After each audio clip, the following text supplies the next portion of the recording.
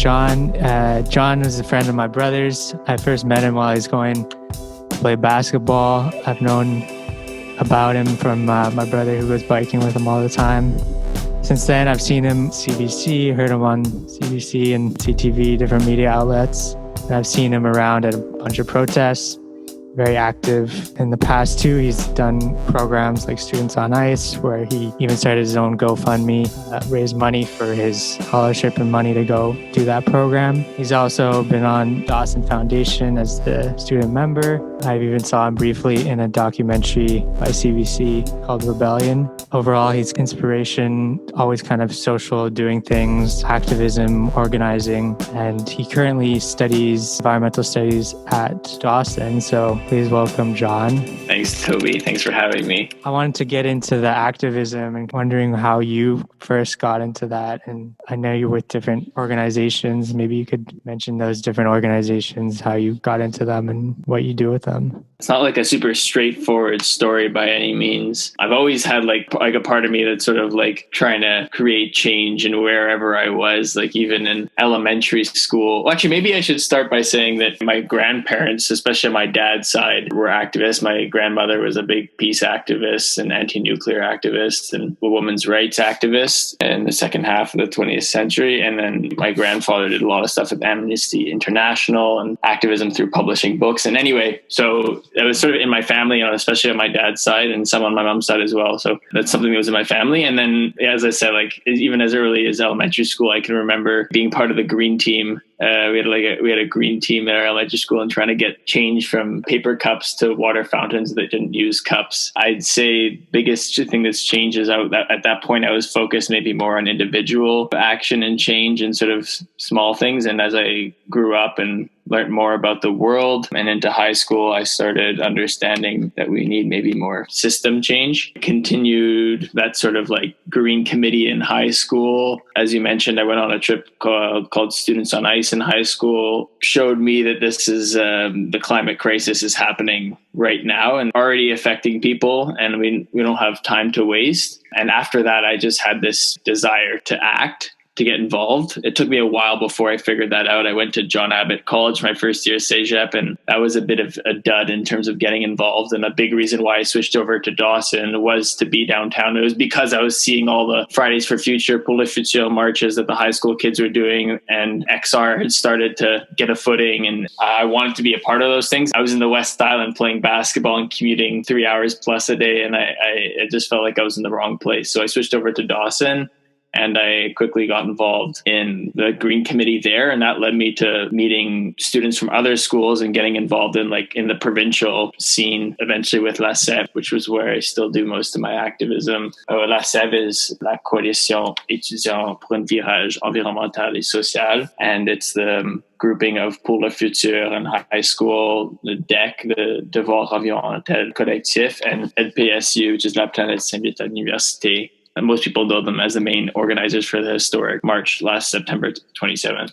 So that's where I still do most of my activism. But I co-organize stuff with lots of other organizations, and I sort of show up to lots of other organizations' actions. And I wondered too, because you mentioned it at the start, but I wondered how important that upbringing was for you. Your dad's also a lawyer, so activist in a different way. But like, how was that kind of growing up and having that upbringing? On both sides of my family, more than activism, it's just both sides are very political, especially my dad's sides, but both sides. And I grew up from like a young age with like dinner conversations about politics, even when I didn't understand everything, and asking questions and trying to understand. So I was constantly surrounded by these ideas, and this idea that civic engagement is a duty of ours and not to just be sort of passive citizens. And then the other element to that is also growing up with a family where it comes with a ton of privilege, but where my parents, had us gardening and out in the outdoors and taking us on canoe trips. And that's not every family that does that. And they instill in us a love for the outdoors as well, and wanting to have a relationship of stewardship with the outdoors. And then also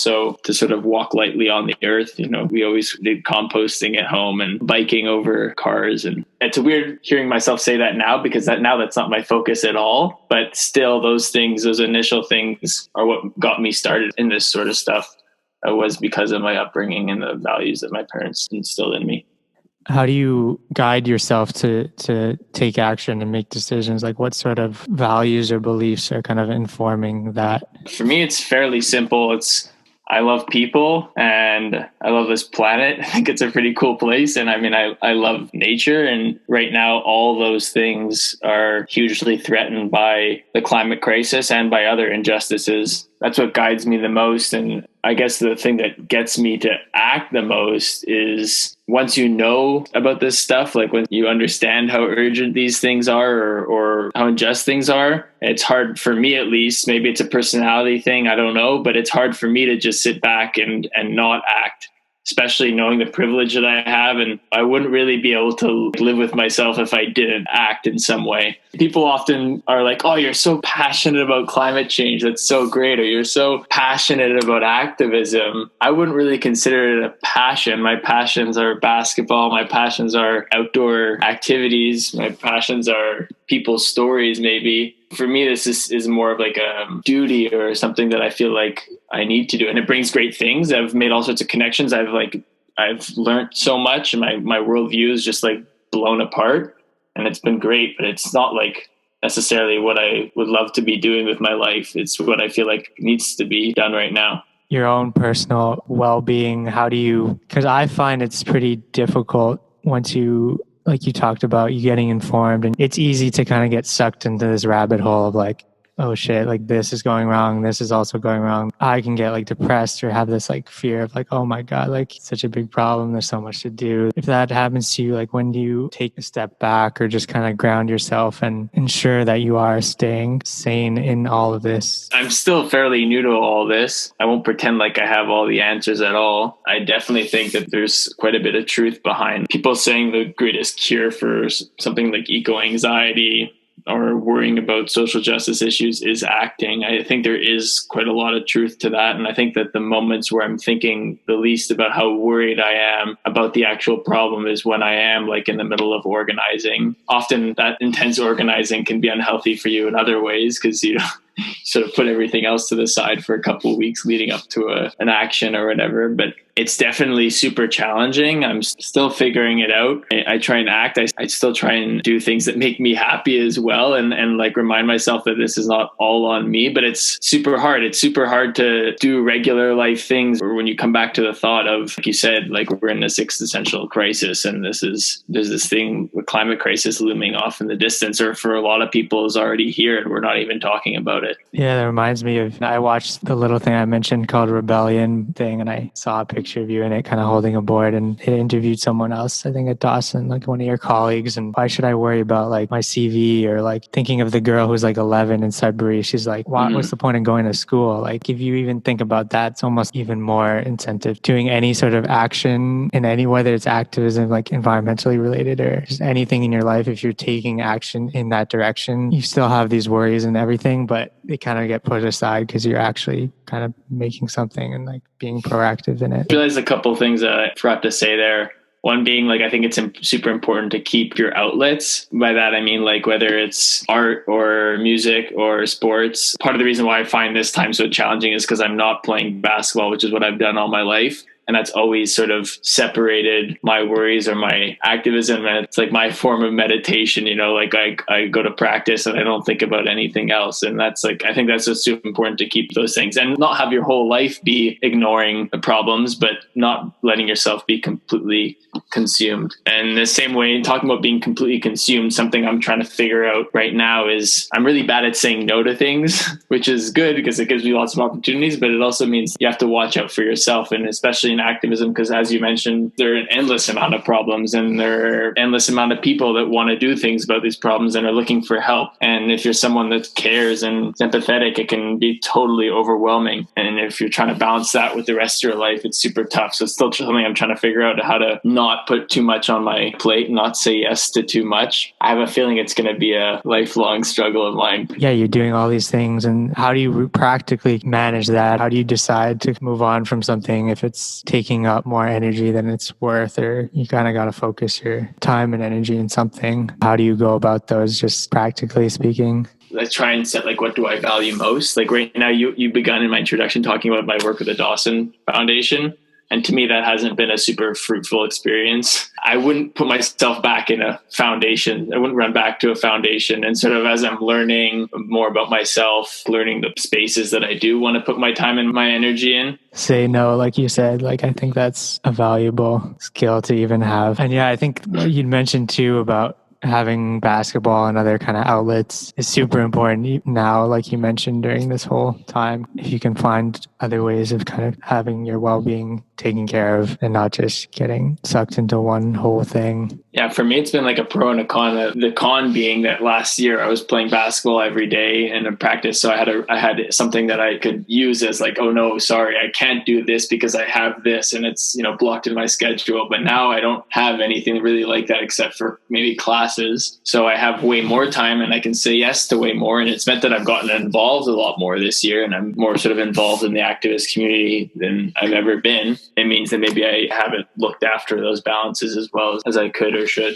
I think also you tend to see this, I hope this isn't the case necessarily with me, but like activists sort of go really hard for a little while and they burn out and then they take a break and then they slowly come back into it. I hope that's not the case with me, but like I do also think that we need lots of people involved in these things and we don't need everyone on all the time super hard. We need lots of people involved, but I think it's okay to take breaks as well. Look after yourself at the same time. I think it's really important. I've seen that burnout or whatever it is happens in a lot of fields too, whether it's activism. The ethos of this podcast too is really trying to peel that back and challenge that idea that you have to be constantly productive, working, and there's so much more to life. So I think that's a valuable point too that you bring up. And how have you coped with the whole changes in the past year or so? You mentioned the basketball. Are there any other things that you've taken up or different changes you've incorporated kind of into your life? Well, it meant that I played a lot more outside basketball this summer, which is great. No, but in general, at the beginning of the pandemic, I was super optimistic. I was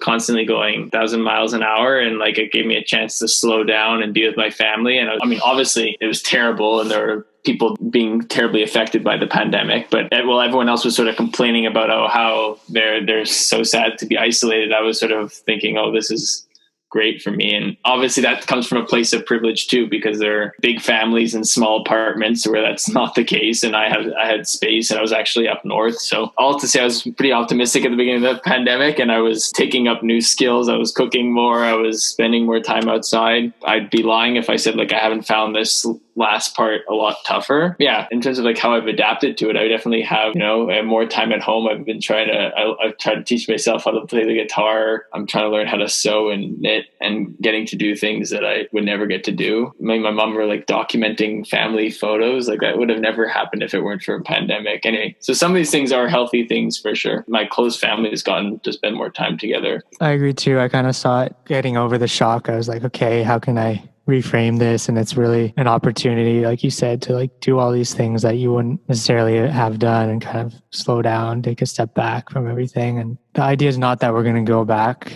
to normal. I hate when I hear that because what we were doing before had so many problems with it. And how do you think about that idea too in terms of galvanizing for change? Like I think COVID has been a really good opportunity for that. How do you view kind of that idea of kind of breaking the status quo and not really going back to normal? COVID I have a hard time saying is because I feel like it sort of was. I feel like in some ways we've already missed our shot, but we still are in it, and there's still gonna be a sort of reboot of the economy in some way, and it still is this amazing opportunity to rethink and to change things. That narrative was a lot more present at the beginning of the pandemic, and I think we've sort of forgotten about it a bit. So I'm happy that you're bringing it up, actually.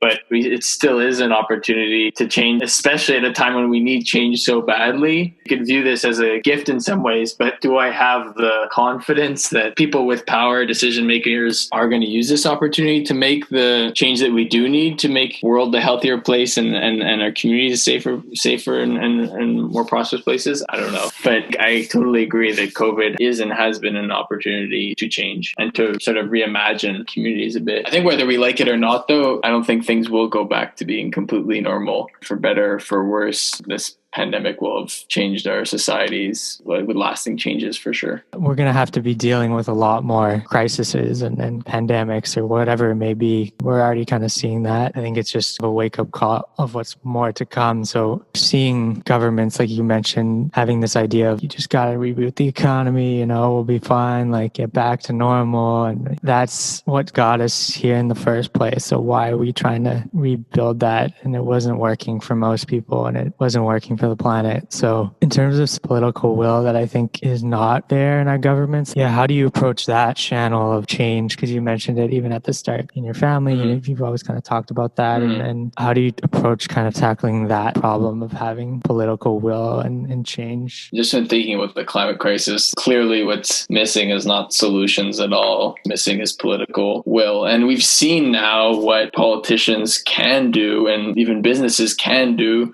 when the will is there. And that's what this crisis, this pandemic, this health crisis has shown us, is that when there is a proper urgency there, large scale change can happen and huge investments in change can happen. And in a way that's sort of been a gift to our movement, I feel, because there's no telling us now that, we can't do that. That's too ambitious of an idea, because heck, the response to COVID-19 has been pretty ambitious and has been pretty large scale. I mean, from the beginning, when I got involved in activism, my thought has always been, I don't have all the solutions when I was younger, but I'm still young and I'm not like the scientist with all the solutions. But I know the solutions exist. I know that they're out there. And what I feel is urgency.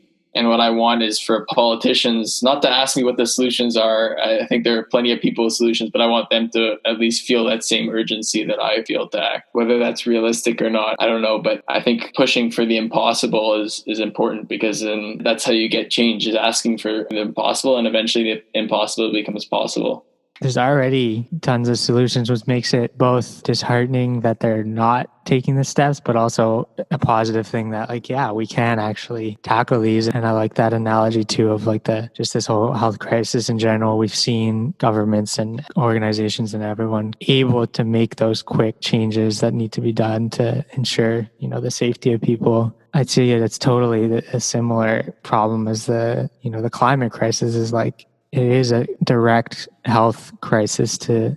And if you want to make another COVID analogy, is that our societies have all galvanized around the science, right? And that's the same thing we need to do for the climate crisis. And that's what we've refused to do because we don't like the science, or we don't like what the science tells us. But now we've been told over and over again to listen to the science and act accordingly and to wear our masks. And so now we need to switch that onto the decision makers and governments and say, listen, we've listened to this, especially young people who've been asked to be sort of the most in solidarity with the older, more vulnerable population.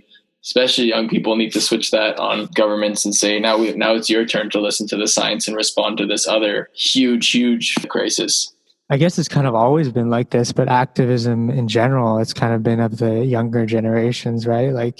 They're thinking about their future and how can we take action? And I think intergenerational solidarity is super important. I also think that it's not all up to politicians. They have a huge amount of responsibility, but when we realize that people have a shit ton of power too, I think there's a certain amount of awakening that needs to happen amongst people to realize the power that we hold to affect change. But it is often the younger generation that's involved. Maybe that's because we're more naive or whatever it is, but it's important, and I think it's important for the younger people to keep pushing. I've kind of seen you in a few things, heard you in some things, and even looking up your name, I come across a lot of hits of kind of articles where you're mentioned and videos and stuff. So how did that start? How were you involved with getting into the spotlight in terms of the media? The first time was at a poutine place when I was at La Banquise when CBC came and interviewed me when I was about 6 years old, and I was super excited about that. No, but for real, the first time that I sort of did it was for, like you said, leading up to my trip to the Arctic. But that was sort of a one-off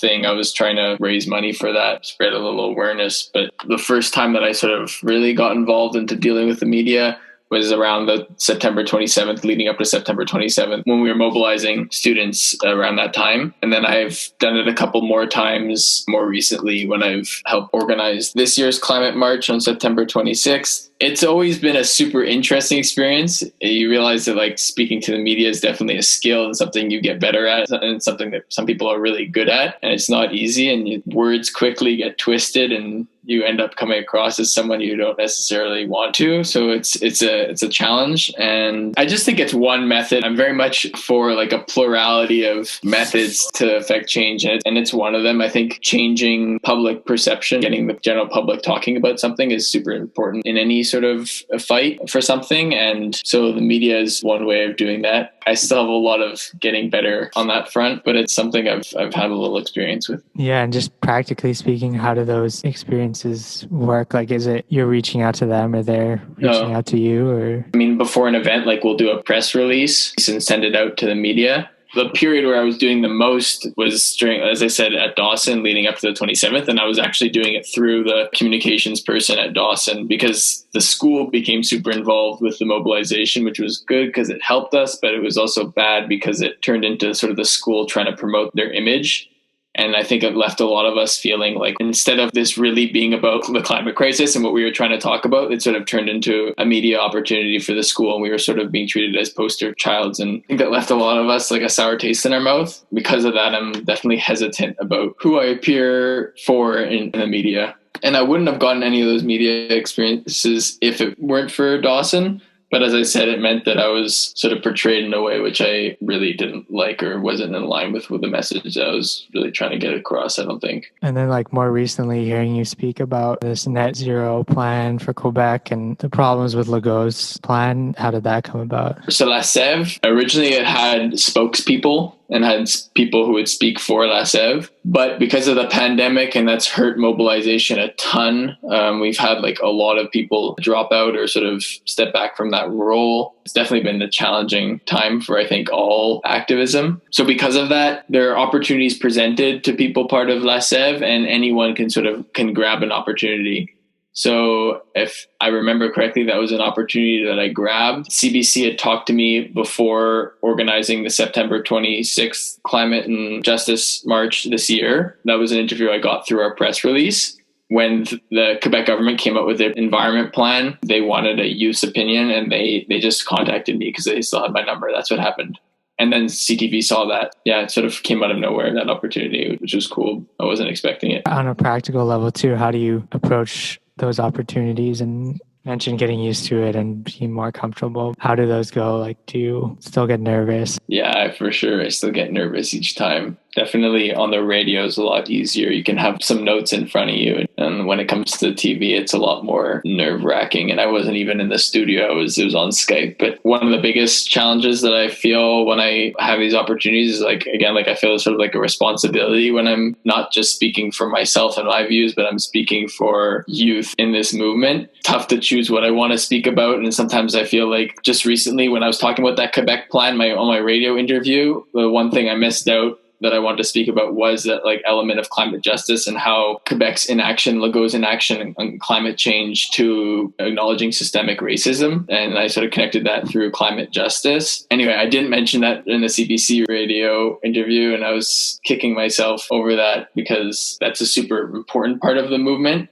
And I was just like another white guy who came on the radio and spoke about just the environment. And I think it's important to not do that and to diversify the conversation. In the CTV interview, I think I did a lot better at that. But anyway, all that to say that I think one of the biggest stresses is just like trying to hit on all these different points and not leave out something. And like you write yourself something or you just have bullet points? I make the mistake sometimes of writing too much and then you might sound too scripted. I definitely think bullet points is a lot better. I'm still learning. I'm still experimenting.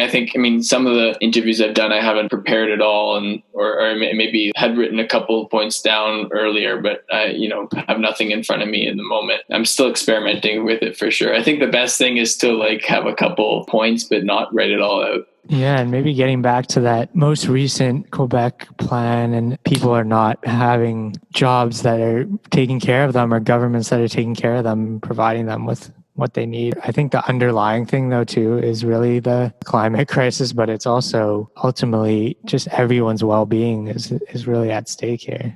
That's definitely how I've grown the most as an activist, but also as a person, I'd say in the past year is sort of recognizing those connections. And I think I would have called myself environmentalist or interested in the environment for most of my life.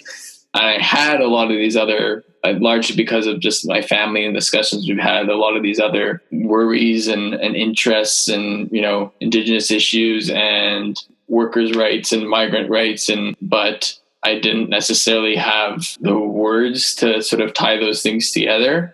And getting involved with La Sève and just in the activist community in general has, as I mentioned earlier, just like blown my world view apart and given me the tools to speak about how these things are connected a bit better, because I'm surrounded by people who are constantly making those connections. I still think I have a ton of improvement to do. At least now I recognize that you can't just talk about climate change and the environment without addressing how these things affect different people differently, and how there are other crises for other communities that, at least for them, are just as pressing. And you can't just ignore that. And if you want to bring everybody together, you can't just drive climate change and say this is the only important things, because there are a ton of other important things for other people. I think the more people that recognize that, the much better off we're going to be. But it's definitely the most challenging, I think, part of speaking about all this is trying to get people to understand these connections and why it's essential to talk about climate justice and being intersectional in our activism and how we talk about things. Yeah, and I wanted to get your take on some recent things, like you mentioned the plan by Legault's recent plan, and then there was the more locally Montreal's budget. Well, one point that stands out for a lot of people is they've increased the police budget. They haven't reallocated any sort of funds from that 700 million, and it's literally all these things are continuing to happen. Once you're aware of it, it's like, how can we express our disappointment and how can we get these things to change? Because these are two big opportunities where we could have, or where politicians could have done at least any sort of change. Again, I don't pretend to have all the answers to these things at all. I mean, I know, like, just as a lot of people feel that it's super disappointing to see politicians, for a lot of us, it feels like the obvious thing to do would have been to take money away from like everyone was talking about racism and how police were a serious part of that. And the trend was tons of cities defunding, and then our so-called progressive mayor decides to do the exact opposite and actually even take funding away from housing, which is what one of the places where people have pointed to when you're reallocating funds, putting it into housing. Super disappointing, and it's frustrating. What can we do other than keep pushing and keep holding people accountable? I mean, I think one thing is to not put anybody on pedestals, or especially politicians on pedestals, and say this is the perfect politician. I mean, I was happy when Valerie Plante got elected and when I was in grade 9 or 10 or whatever.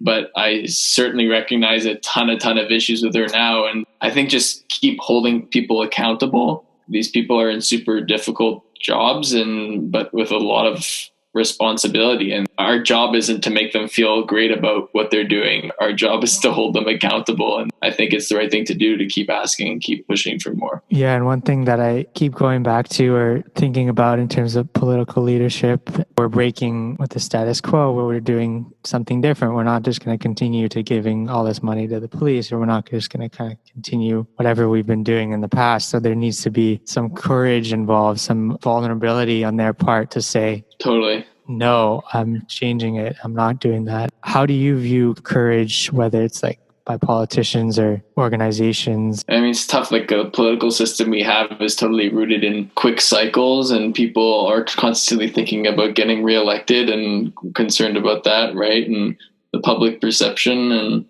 so it's tough to have courage in that system and do something risky or something big that might really polarize people. Although a lot of my activism is directed towards politicians, I don't think politics are the only answer to any of this stuff. And I think politics is really important, but I also think that we can't forget the other avenues for change, in that like changing our own communities in small ways, and also plenty of people with power that aren't politicians, whether it's owners of businesses or organizations, or and holding those people accountable too, and putting pressure on them as well. I think we tend to put a ton of focus on politicians, which is good because there is a ton of responsibility there.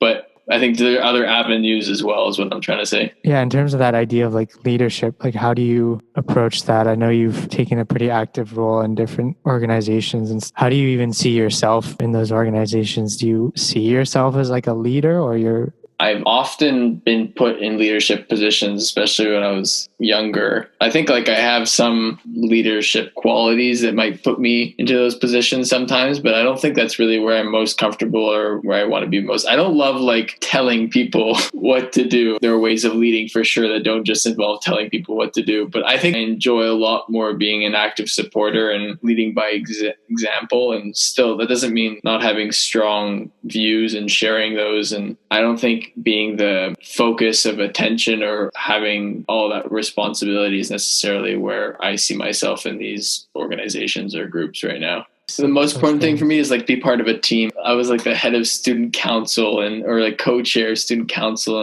in high school. And that was something which I didn't enjoy. That's a very different environment than obviously like an organization like La Sève. The idea with La Sève also is that there is no leader, and I don't really believe in having top-down leadership like that anyway.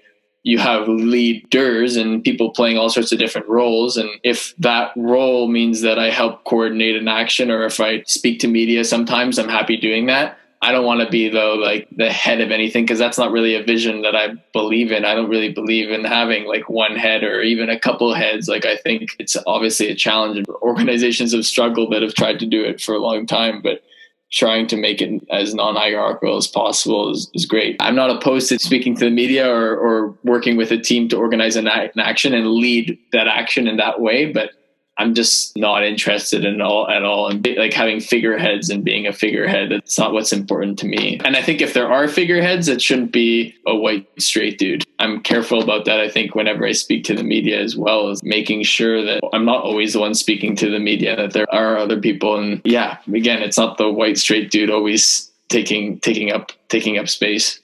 Can I wrap things up? So, what's next for you? What's on the horizon? I think at some point you mentioned like having trouble thinking about 5 years down the road, 10 years down the road, and definitely like you can call it eco-anxiety, you can call it what you want. Like definitely the worries that I have for the world affect my ability to sort of plan for the future, because I do think that the present's so important. So I struggle with that every day. I know really well things that I don't want to do. I know a bit less of like exactly what I want to do in terms of a traditional job or path or program that I wanted to go into. What's next for me is university probably, and continuing my activism there. I think probably it's going to be Concordia, but I still have a couple months to figure that out. I have no doubt that wherever I go, I'll stay active. How do you keep going and kind of keep yourself motivated and keep pushing when like, I don't know, when you wake up, like kind of what is keeping you going? Never been someone who like had a tough time, like get motivated to start my day or whatever. I love life. Like